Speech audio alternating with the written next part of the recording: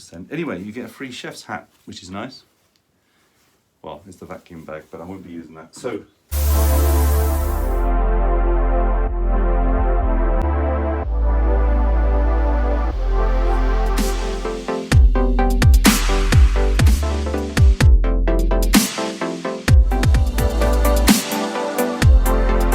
but if you're watching this as the unboxing and video 2, this one being the setup, then here we go. Small table. There's very few parts. Shouldn't be too painful. Small table is obviously for the bench.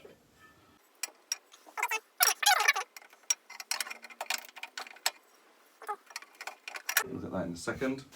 What I really want to do is get this one on. Get this one on, have a look at it. And that would be here. That looks good.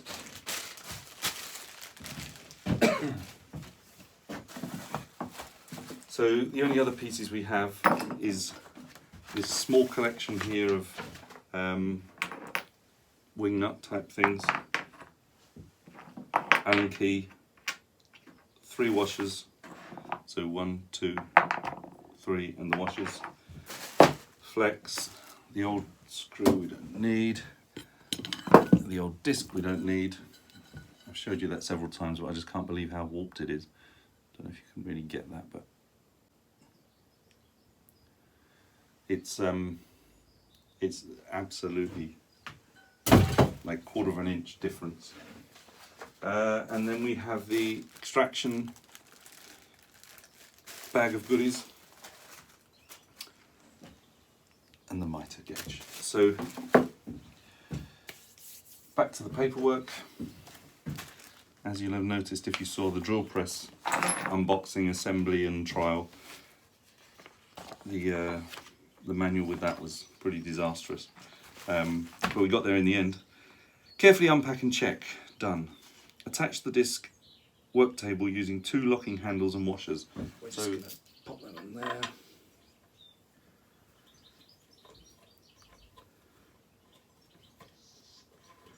This time the screw thread is traditional, let's say, and just make sure that's on 0.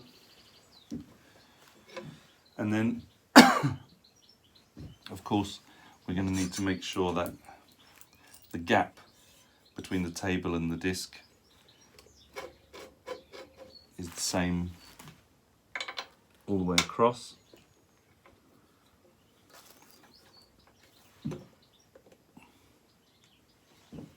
Loosen this one up.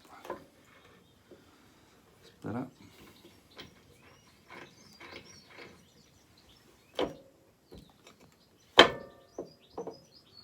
That's on 0. You've got a gauge, as you can see there, 0 to 45 degrees. Yeah, I don't think both being exactly on a 0 is important. What's important is that the table is flat and that the distance between the back of the table and the sanding disc is exact. So with a square,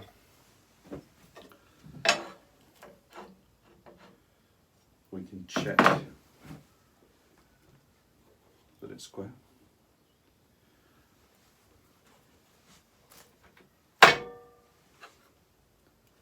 That is. Bringing this around, we have this one, that knob, and our next.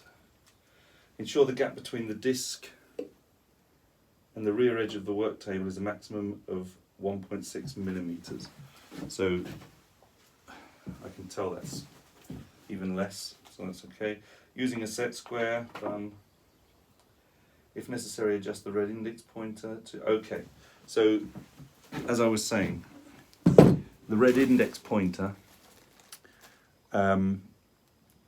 is adjustable. So once this is fixed, adjust the red metal pointer for that to be 0, and then you're set up. So check that we have 90 degrees. The arm that releases the belt for changing the belt. And then here, I presume, we have the knob that's changing the angle like you would have on a hand sander, hand belt sander. So I'm just putting this up into upright position. Okay. Anyway, you get a free chef's hat, which is nice. Well, it's the vacuum bag, but I won't be using that. So,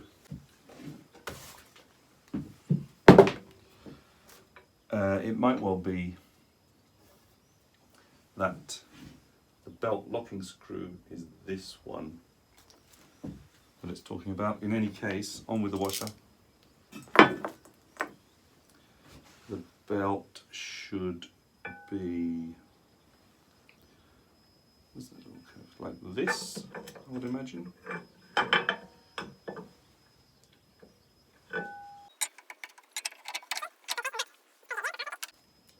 So on with this into the pre-threaded hole, and that will hold it.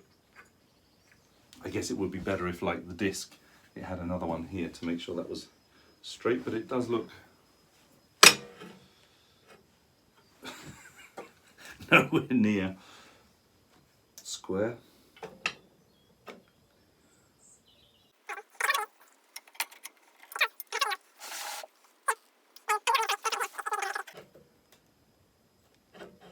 So I guess that's not great.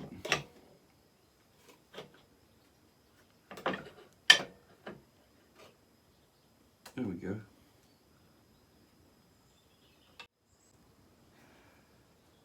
So loosen the belt angle locking screw. So there's a screw that locks this angle. Now it did say if you wanted to lock this in position, let's say that position, better men than me will know why you'd want to do that particular position, but then use a hex key.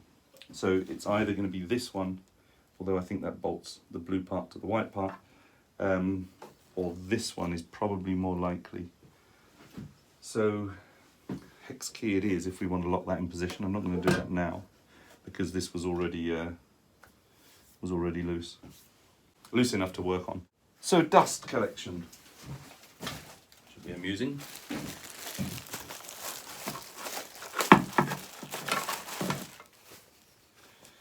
Now, you may have seen the dust collection video is one of the first ones I did, which hopefully will be of a size that I can clamp onto here. Check out that dust collection video if you're like me, you're using 15 different vacuums and you haven't yet got some sort of shop vac system in place, because the using the bucket as a filter in between and having that bucket fill up with sawdust and not the actual hoover has been absolutely great. Making your own cyclone basically, and that I've got a whole video on that. So we'll just see if without any adapters, yep. So without any adapters that'll go straight on. So so we're safe for that. We'll see how much it actually catches, because they usually don't, do they, 100%. Anyway, you get a free chef's hat, which is nice. Well, it's the vacuum bag, but I won't be using that. So the last thing is the mitre gauge. Self-explanatory, almost definitely not square, but it's in there. And I think this is the only piece I haven't showed you is this, and that's just to clasp your free chef's hat onto the exhaust, like so. Put that on the exhaust and clasp this on so that it's airtight. And I think that's pretty much it done. So then it's just a question of tracking the belt. So the tracking was this side knob, I've just seen that. Ensure that the machine is disconnected. Slowly rotate the belt by hand by turning the sanding disc. Ensure that it's travelling in the direction of the arrow, so that's coming this way. There's an arrow here as well as on the manual. So by rotating this the correct way, then the belt should move in the correct way, and I can tell that the tracking's off because the belt is slowly moving to my left. So let's check that again. In fact, I'm just going to make it a little, put it on centrally first, that'll help. Okay, so I've got a tiny piece of I don't think that's moving now. That's now central. I just need to move it over to start it. Keep your fingers out of the way. That's working. We've got it somewhat precise. This is okay. Also just rubbing the disc, but that's because I unglued it and glued it again just for sort of demonstration purposes. So continue adjustments until the belt remains central on the rollers. Fine, we've done that. Using the sander. So now it's just a question of use. I presume that you would, if you were lifting this up and using it like so, I don't know why you would do that and not use the disc. I'm sure there's a reason, big piece or whatever. But most of the time, I think, please correct me if I'm wrong, you would be this way on, this side on, and holding your piece up against this, which would obviously stop the piece flying forward, like we've all done a million times with our handheld belt sander, upside down. And then that was the tracking information, and then this is just the sort of first tries. Lots of people know this already, but I didn't think of it, so it's worth pointing out, and it is in this manual at the bottom. This photo is you want to use the first 50% of the size of your disc. The disc is going clockwise. Your piece would be here, and the sanding disc would be touching the wood, or whatever it is you're sanding, going downwards. You don't want to be using it here because it's going up and the piece will fly off, obviously, unless you're using the whole thing, but I guess you would prefer to use the right hand side if possible. So pretty simple. I ordered from Yandles beginning of December. One reason or another, it took a few weeks to turn up just before Christmas. I had some downtime over Christmas, and got in here last weekend and realised that this was the metal disc, not the sanding disc. The metal disc that the sanding disc sticks onto was buckled. I wasn't sure if it was actually the disc I couldn't see properly or whether it was the actual machinery that was buckled. Turned out it was just the disc. They sent me a new one. Unfortunately, that's fixed it today at the beginning of this video, or if you're just watching the assembly video, no, whichever way you would have seen that. So so there we are. That's it. Let's give it a try. If I did forget to do something and you don't see me again and you see something flying towards my face, at least it won't get my eyes.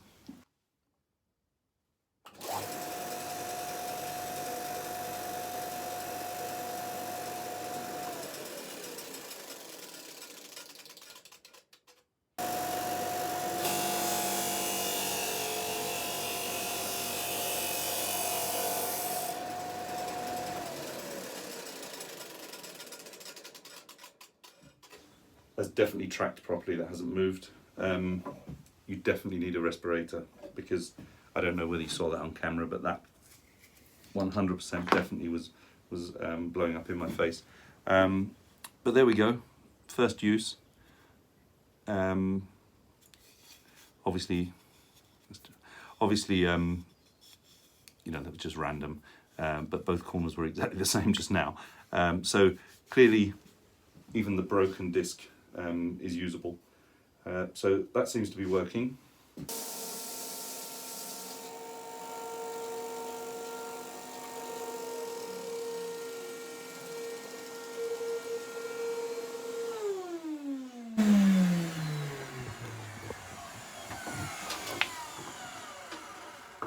in there you can see the bucket with the dust extraction, the sort of homemade cyclone. As I say, there's a video on that on the channel. So so there we go. It works fine.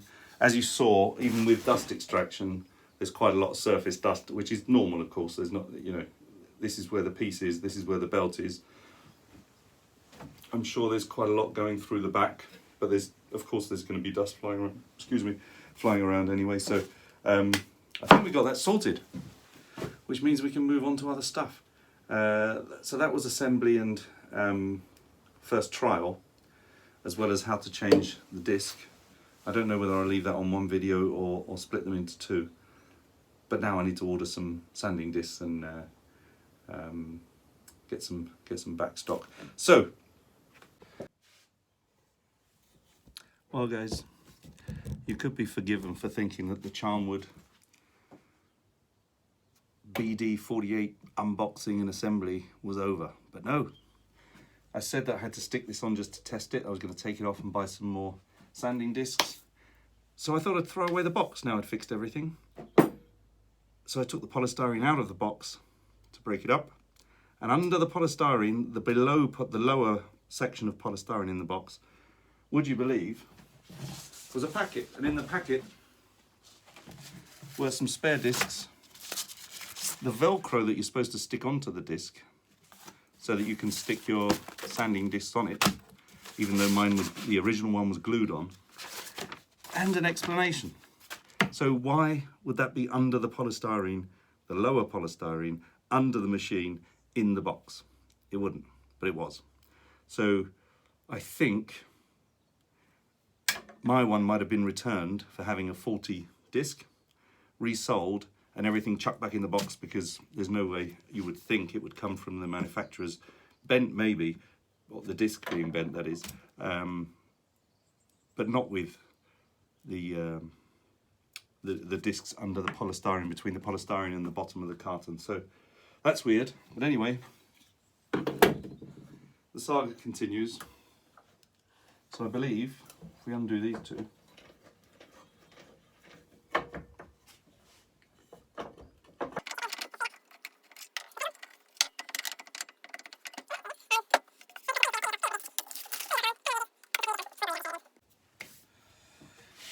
okay guys, so don't do what I did. I say that a lot, don't I? I scrub so you don't have to. They give you two of these Velcro black pads. I put one on there and just cut off the corners because that's what I thought it said, which left some metal blank, and I realised you need actually two. You put one here, one there, and then cut out the circle, which is not easy with a Stanley knife, but it is easy with a craft knife. So there's your advance. There's this tiny little gap there in between the two, but it's not going to make any difference because, what do we got here? 60, 150. So they give you a 60, an 80, a 150. Did I see another one? And a 120. So I'm going to put the 60 on.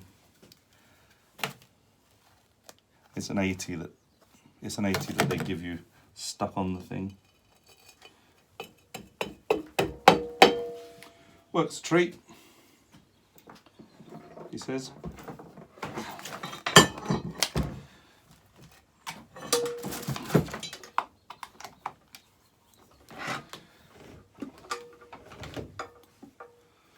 We shall see.